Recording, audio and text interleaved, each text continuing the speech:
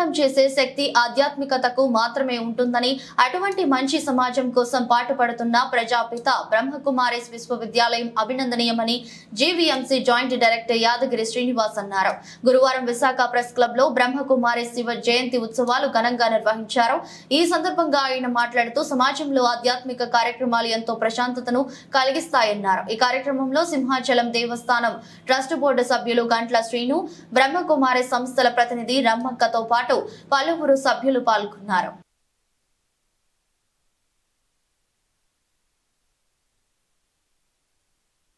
నారీమణులు స్త్రీ జనోద్ధారణతో పాటు యావత్ ప్రపంచం యొక్క జనోద్ధారణ కోసం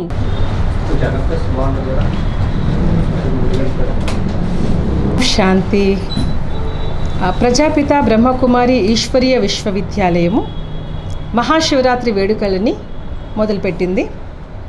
మహాశివరాత్రి అంటే పరమశివుడైనటువంటి ఆ పరంజ్యోతి స్వరూపుడైనటువంటి పరమేశ్వరుడు భూమి మీద అవతరించిన దానికి స్మృతి చిహ్నంగానే ఈ యొక్క మహాశివరాత్రి.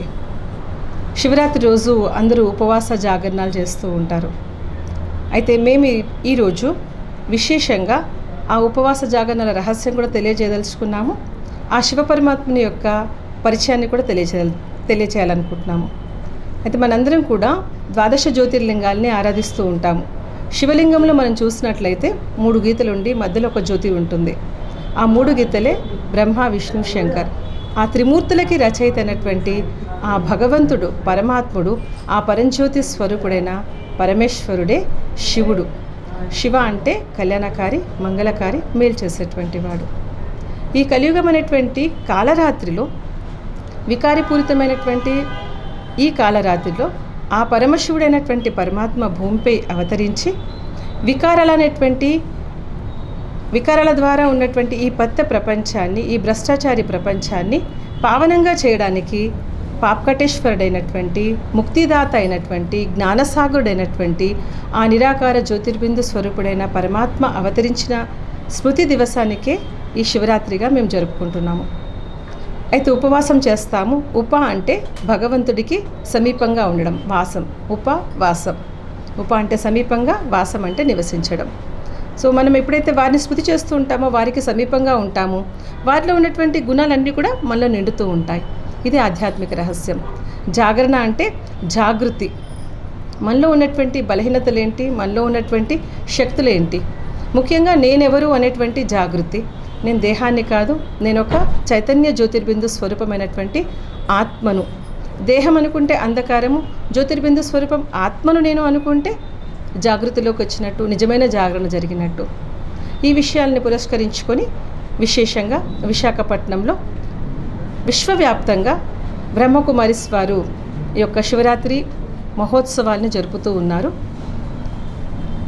ఒక ప్రోగ్రాం అయితే విశాఖపట్నంలోని హవా మెహల్లో రేపు ఉదయం 8 గంటలకి 8వ తారీఖు, 9వ తారీఖు, 10వ తారీఖు 3 రోజులు కూడా విశాఖపట్నంలోని బీచ్ రోడ్లో ఉన్నటువంటి హవా మెహల్లో 3 రోజుల కార్యక్రమం ఉంటుంది.